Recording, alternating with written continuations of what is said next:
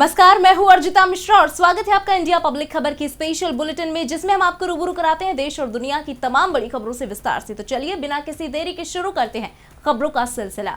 Japan के प्रधानमंत्री Fumio Kishida ने नई दिल्ली स्थित हैदराबाद हाउस में प्रधानमंत्री मोदी से मुलाकात की। इस दौरान दोनों देशों के नेताओं के बीच कई अहम मुद्दों पर बातचीत हुई। बैठक के बाद पीएम नरेंद्र मोदी ने कहा कि दोनों देशों के बीच क्रिटिकल टेक्नोलॉजी, डिजिटल समेत कई अहम मुद्दों पर बात हुई है। Logistic, food processing, steel, MSME जैसे क्षेत्रों में भी दोनों देशों के बीच सहयोग बढ़ाने पर चर्चा हुई। 2023 को टूरिज्म एक्सचेंज के रूप में मना रहे हैं। जापानी प्रधानमंत्री ने मई महीने में G7 की बैठक में शामिल होने का निमंत्रण दिया। पीएम नरेंद्र मोदी ने कहा कि भारत और जापान की विशेष रणनीतिक और वैश्विक साझेदारी आपसी लोकतांत्रिक मूल्यों और कानून के शासन पर आधारित है। पीएम ने आगे कहा कि हम और पीएम किशिदा हाल के समय में कई बार मिल चुके हैं और हर बार उन्हें सकारात्मक ऊर्जा महसूस होती है। जापानी पीएम से आज की मुलाकात भी दोनों देशों के संबंधों को मजबूत करने के लिहाज से अहम है। Friends, Bharat Japan special strategic and global partnership हमारे साझा लोकतांत्रिक मूल्य और अंतर्राष्ट्रीय पटल पर रूल ऑफ लॉ के सम्मान पर आधारित है। फ्रेंड्स, आज प्रधानमंत्री किशिदा ने मुझे मई महीने में हिरोशिमा से मैं होने वाली G7 लीडर समिट के लिए निमंत्रण दिया। इसके लिए मैं उनका हृदय से धन्यवाद करता हूं। इसके कुछ महीनों बाद सितंबर में G20 लीडर समिट के लिए मुझे प्रधानमंत्री किशिदा का फिर से भारत में स्वागत करने का अवसर मिलेगा। वहीं कांग्रेस को कर्नाटक विधानसभा चुनाव 2023 से काफी उम्मीदें हैं, जिसको लेकर पार्टी जोर शोर से तैयारियां कर रही है। चुनाव में कांग्रेस कोई भी कसर नहीं छोड़ना चाहती। इसी सिलसिले में कांग्रेस के पूर्व अध्यक्ष राहुल गांधी कर्नाटक पहुंचे और राज्य के कई बड़ी घोषणाओं का ऐलान किया। कर्नाटक विधानसभा चुनाव को लेकर राहुल गांधी ने यहां पहली रैली की। राहुल गांधी ने सोमवार को कर्नाटक के बेलगावी में युवा क्रांति समागम पर कहा कि कर्नाटक सरकार देश की सबसे भ्रष्ट सरकार है। कुछ भी करवाना हो तो 40% कमीशन देना पड़ता है। ये देश किसी एक का नहीं है, अडानी का नहीं है, देश गरीबों और किसानों का है। केंद्र सरकार बेरोजगारी कम करने के लिए कुछ नहीं कर रही। उधर खालिस्तानी समर्थक अमृतपाल सिंह के खिलाफ पंजाब पुलिस की कार्रवाई लगातार जारी है। अब अमृतपाल सिंह के चाचा और ड्राइवर ने पुलिस के सामने सरेंडर कर दिया है।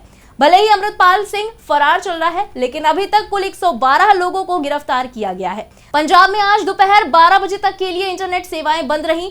पंजाब में हर तरफ पुलिस फोर्स तैनात है और अमृतपाल सिंह की तलाशी की जा रही है।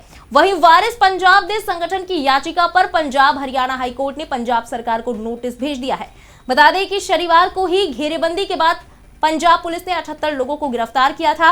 अमृतपाल सिंह के 4 करीबियों को पंजाब से गिरफ्तार करने के बाद असम की डिब्रूगढ़ जेल भेज दिया गया। वहीं अमृतपाल सिंह शनिवार से ही फरार चल रहा है और पुलिस उसकी तलाश में जुटी हुई है।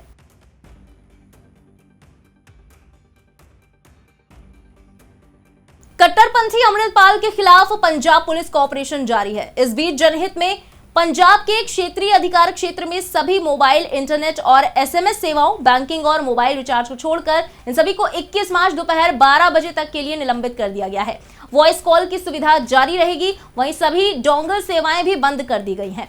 पंजाब के गृह मामलों और न्याय विभाग ने ये आदेश जारी किया है। पंजाब में पिछले 2 दिनों से इंटरनेट सेवा बंद है। वहीं मामले की संवेदनशीलता को देखते हुए पंजाब के स्वास्थ्य मंत्री बलबीर सिंह ने कहा कि राज्य में कुछ बुरी ताकतें हैं, लेकिन पुलिस अच्छा काम कर रही है। मैं पंजाब के लोगों से शांति और भाईचारा बनाए रखने की अपील करता हूं।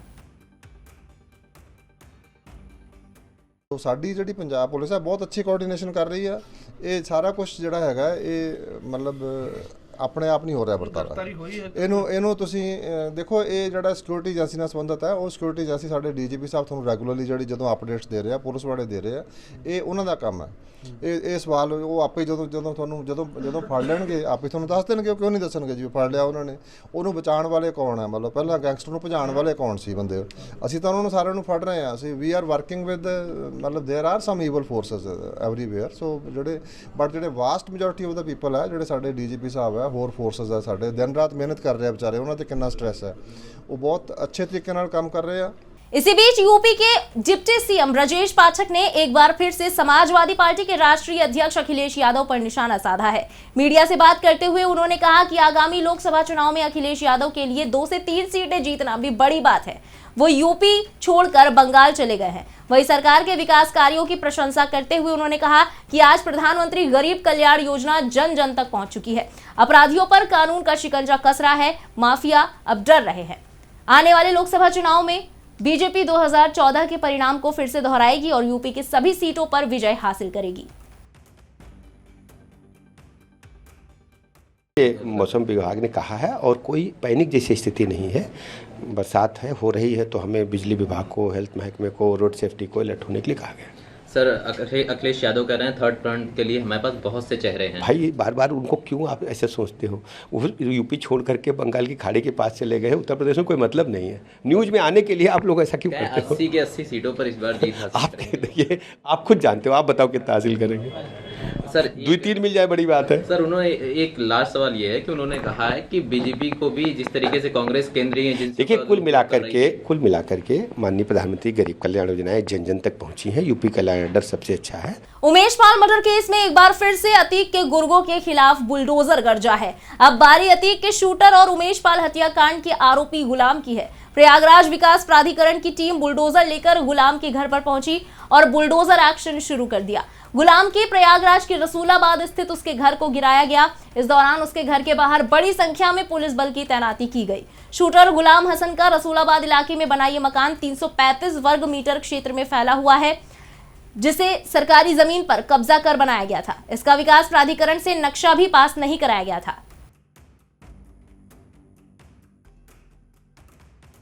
रुक करते अगली खबर की तरफ। संयुक्त किसान मोर्चा ने सोमवार को दिल्ली के रामलीला मैदान में महापंचायत की। किसानों की एमएसपी की मांग को लेकर किसान फिर से सड़कों पर आने की तैयारी कर रहे हैं। किसानों ने ऐलान किया है कि 20 दिन बाद दिल्ली में एक बड़ा आंदोलन करेंगे। किसान नेताओं का कहना है कि बिना आंदोलन के सरकार एमएसपी नहीं देगी। किसानों के आंदोलन के चलते दिल्ली पुलिस ने रामलीला मैदान में 2000 से ज्यादा सुरक्षा कर्मियों को तैनात किया।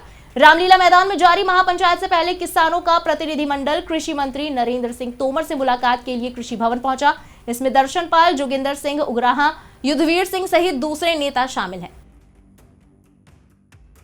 कांग्रेस सांसद अधीर रंजन चौधरी ने आज आरोप लगाया कि प्रधानमंत्री नरेंद्र मोदी और पश्चिम बंगाल की मुख्यमंत्री ममता बनर्जी ने राहुल गांधी और उनकी पार्टी को बदनाम करने के लिए समझौता किया है। इससे पहले रविवार को बनर्जी ने पार्टी बैठक के दौरान कहा था कि भाजपा राहुल गांधी की ब्रिटेन में उनकी हालिया टिप्पणियों पर संसद की कार्रवाई को रोककर जरूरी मुद्दों से ध्यान हटाने के लिए कांग्रेस नेता राहुल गांधी को नायक बनाने की कोशिश कर रही है। अधीर रंजन चौधरी ने कहा कि ममता बनर्जी पीएम मोदी के निर्देश पर बोल रही हैं।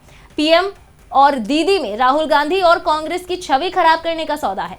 चौधरी ने आगे कहा कि ममता बनर्जी खुद को ईडी सीबीआई के छापे से बचाना चाहती हैं, इसलिए वो कांग्रेस के खिलाफ है और इससे प्रधानमंत्री खुश होंगे।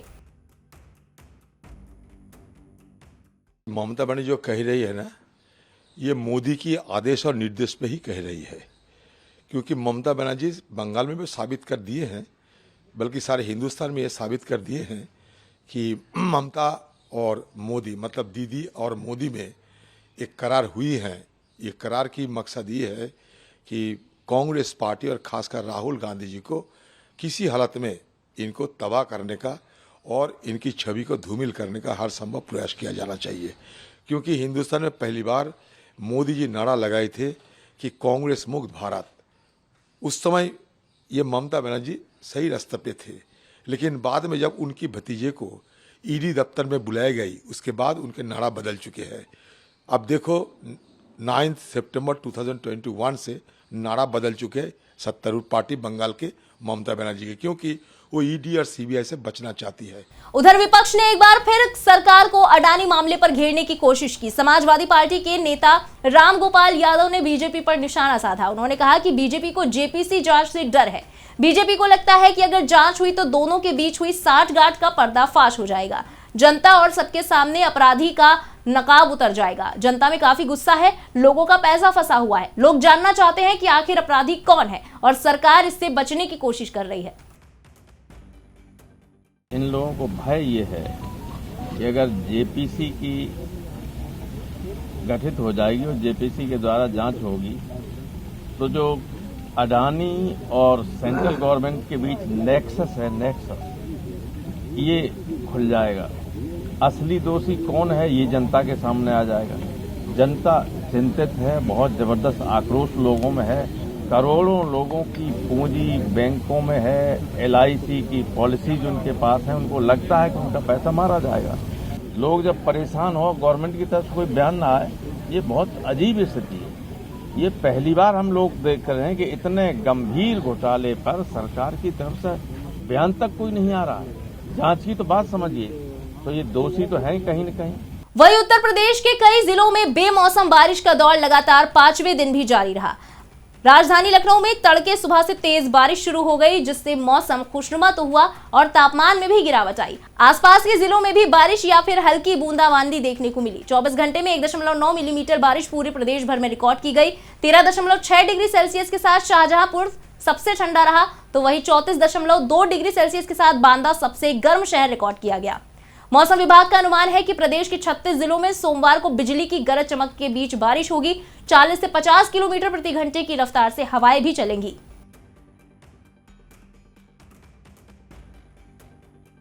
इसी के साथ इस स्पेशल बुलेटिन में बस इतना ही। देश और दुनिया की बाकी बड़ी और अहम खबरों के लिए सब्सक्राइब करिए इंडिया पब्लिक खबर के YouTube चैनल को और बेल आइकन दबाना बिल्कुल ना भूलें।